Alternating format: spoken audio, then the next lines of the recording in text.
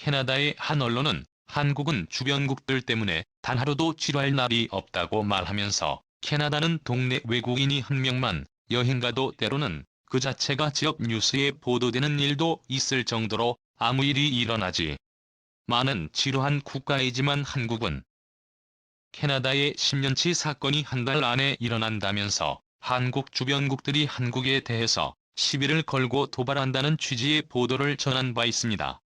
특히 이번 한국에서 벌어진 요소 차차 등 주변 이웃국의 행동이 매우 특이한 모습을 보였습니다. 한국과 일본은 한국이 소수 문제를 오히려 국내 정치에 이용하고 한국을 조롱하는 모습을 보여줬는데요.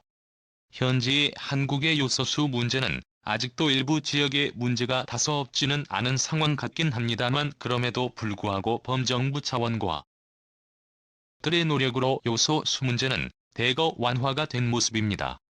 특히 중국의 경우에는 한국이 중국을 제쳐두고 염소를 공급할 나라들을 빠르게 컨택하는 국면이 나오자 그제서야 계약해두었던 요소를 세관에서 풀어줬으면서도 자신들이 대국에 면모를 보여줬다는 뻔뻔함을 보였습니다. 하지만 이미 중국에 대한 신뢰는 바닥을 쳤고 앞으로 특정 자원 등을 중국에 올인하는 것에 대해서 전 산업 분야에서 경계해야 한다는 것을 깨달았습니다.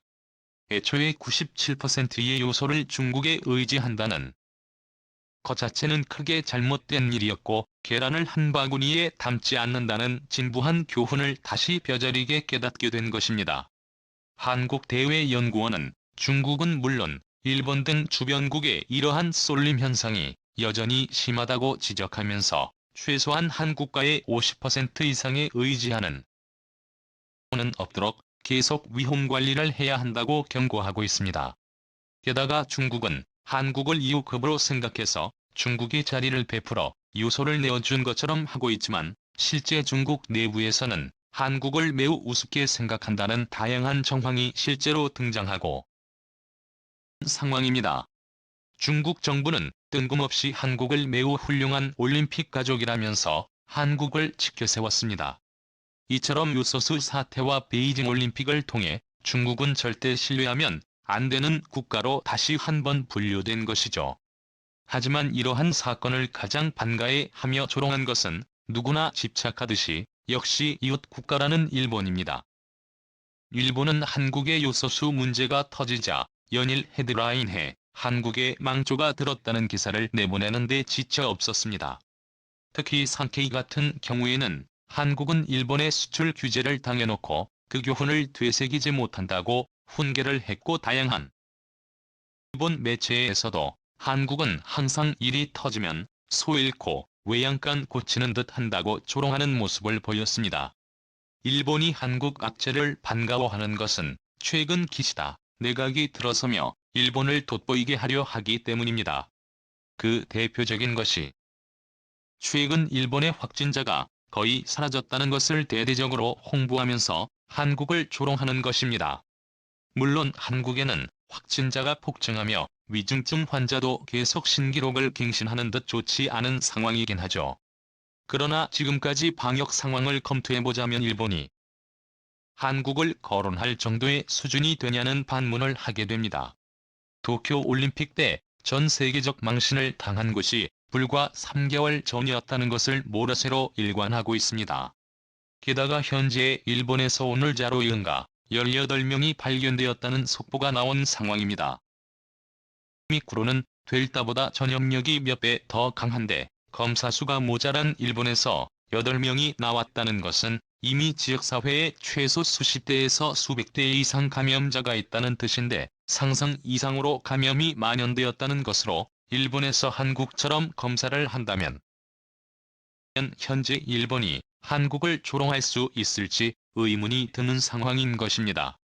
외국인을 막아봤자 일본 내에 이미 오미크론이 상당히 퍼진 관계로 감염자가 폭증하는 게 현실인 것입니다. 하지만 객관적 기사를 실어야 하는 일본 주요 언론조차 이제 대놓고 특별한 유전자로 인해서 코로나와 확진자가 낮아졌다는 비판 보도를 이어갑니다. 요미우리 신문은 최근 일본 이화학연구소가 일본의 60%가 보유하고 있는 백혈구 형태의 인자가 코로나 중조화를 막아주고 있다는 연구 결과를 보도합니다. 쉽게 얘기해 일본인은 특별한 면역세포가 있다는 건데, 이는 관계자들도 실수할 정도로 어처구니 없는 말입니다. 전 세계 수많은 국가들이 존재하는데 유독 일본인만 유전자가 특별 백혈구 능력이 탁월하다 보니 코로나도 잘 이겨낼 수 있는 유전자가 있었던 것이고, 그것이 확진자가 극히 낮은 비결이라는 것입니다. 일각에서는 일본 정부가 연구에 개입했다는 말도 나옵니다. 이화학연구소는 일본 정부의 문부성 산하기관으로 정부 자금으로 운영되는 곳이기 일본 정부가 원하는 말을 충분히 하고도 남는 것이라는 의견입니다. 따라서 이렇게 일본 정부가 앞장서서 자신들 지지율만 올리는데 혈안이 되어 있으니 한국 악재는 곧 피소시키며 한국의 요소수 문제를 놓고 일본 방송은 한국을 도마 위에 올려놓고의 난도질한 것입니다. 그런데 이러한 일본이야말로 현재 요소수가 극도로 부족하다는 의견이 다양한 채널에서 나오고 있습니다. 일본 언론이나 정부에서는 일본은 요소수 부족이 전혀 없는 화학강국이라고 자신들을 지켜세웠는데요. 막상 일본 산업 현장에서는 요소수 부족 사태가 서서히 드러나 큰 위기를 맞는다는 의견이 나오고 있습니다. 일본에서 운송사업을 하는 사업자들이나 개별 트럭기사들에게 이 소수 부족 문제가 터져 나오는 것입니다. 일본 운송업체에 따르면 5개월 전 요소수의 1톤당 가격은 약 35,000엔선으로 책정되었다고 합니다. 그런데 11월 시세는 톤당 81,000엔가량으로 2배 이상 급증해 이 소수를 매우 구하기 어려운 상황이라고 합니다. 게다가 실제로 개인 자격으로 움직이는 사들은 주유소에서 에드로를 얻을 수 없다고 말합니다. 에드블로는 요소수를 말하는데 현재 일본의 주유소나 취급점에서는 신규 고객을 거부하는 사태도 일어납니다.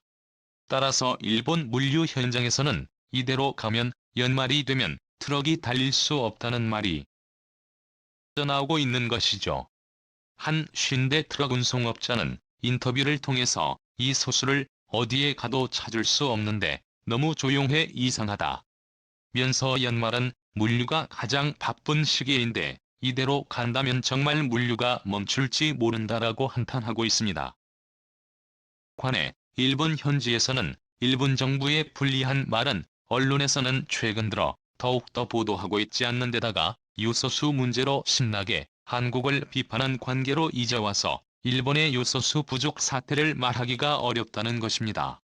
당시 일본 언론에서는 한국에서 일본에 직구를 할 정도로 한국의 요소수가 부족하다며 비웃었습니다만 현재 일부 판매점에서는 요소수 가격이 10배로 올랐고 이는 한국보다 훨씬 비싼 상태라고 전합니다. 게다가 일본 정부는 요소수에 대해 모른 채 하고 있고 아무런 가격 대책도 내놓지 않고 있는 상황입니다. 한국의 경우 요소수 문제가 불거지자마자 전국에서 매점 매속 행위를 금지하고 요소수 있는 곳을 찾아내서 수천 톤을 국내에 재공급하는 등 빠른 조치를 했습니다만 일본 정부는 문제를 그대로 방치하고 있기 때문에 현재 일본에서 요소수 가격은 천정부지로 뛰어 오르고 일각에서는 매점 매석도 암대로 이루어지고 있습니다. 그런데 여기서 한 가지 의문이 들고 있는데요. 분명 일본은 화학당국으로 요소를 1년에 80만 톤을 생산하고 절대 일본에서는 요소수가 부족할 일이 없다며 호언장담했는데 왜 이러한 부족이 생겼느냐는 말이 나옵니다. 그런데 이에 대해서 관계자인 하시모토 기자는 일본도 중국의 요소에 의지하는 상태라고 말하고 있습니다. 일본 요소수 생산업체 메이저 3곳은 요소수를 생산하려고 대부분 중국에서 요소 수입을 하고 있다고 털어놓았습니다. 도 한국하고 다를 것 하나 없는 상태이며 일본은 이제 요소 부족으로 물류 마비가 올 우려가 있는 것입니다. 일본 정부는 요소수가 진짜로 80만 톤이 생산되는지 중국의 의존도는 높았는지 조차도 제대로 파악을 못했다는 것입니다. 그런데 그렇다면 일본에서 현지의 요소를 빠르게 구할 수 있겠는가 하는 문제가 대두되는데요. 관계자들은 일본은 한국보다 요소를 구하는데 훨씬 더 오랜 시간이 걸릴 수 있다고 심각하다고 말합니다. 왜냐하면 이미 한국은 요소를 구할 수 있는 모든 섹터를 동원해 요소 수입 라인을 뻗어놓은 상황입니다. 하지만 현재 전 세계적인 원자재 부족으로 한국조차 간신히 요소 수입량을 맞춰가고 있는 상황인 것으로 일본은 한국을 놀리고 조롱하는 동안에 이미 요소를 실은 배는 모두 한국으로 떠나버린 상황이라는 것입니다. 한국은 요소수 문제를 인식하자마자 빠르게 움직여 최대한 요소를 모으는데 상당히 성공한 반면에 일본은 요소를 수입하더라도 한국보다 훨씬 웃돈을 주어야 하며 그래도 구해질 수 있을지 의문이라는 의견이 나오고 있습니다. 실제 한국은 요소 최대 생산국 러시아의 요소 공급 협상이 막바지에 들어갔지만 일본은 러시아와 관계도 최악이죠. 또한 한국은 중국에서도 요소를 간헐적으로 받겠지만 일본은 올림픽 보이콧 문제로 풍전등화인 상황입니다. 이제 오히려 한국이 받을 요소 물량을 일본에 보내달라고 한국에 사정을 해야 하는 상황까지 와버린 것입니다.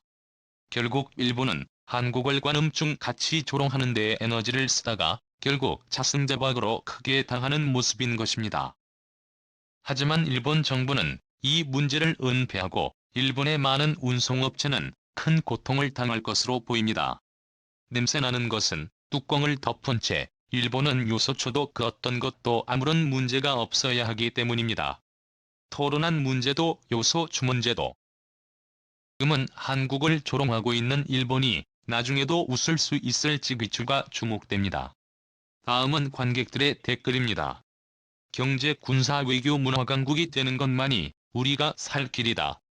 중국이나 일본이 아무리 우리를 괴롭히더라도 우리는 꿋꿋이 저하고 더 강해질 것이다. 참조 나라가 어쩌다 저 지경이 된 건지 우리나라가 앞으로 조금만 더 힘내서 강해지면 제대로 스스로 무너질 때 이웃나라라고 도와주고 극단주의자 하지 말자.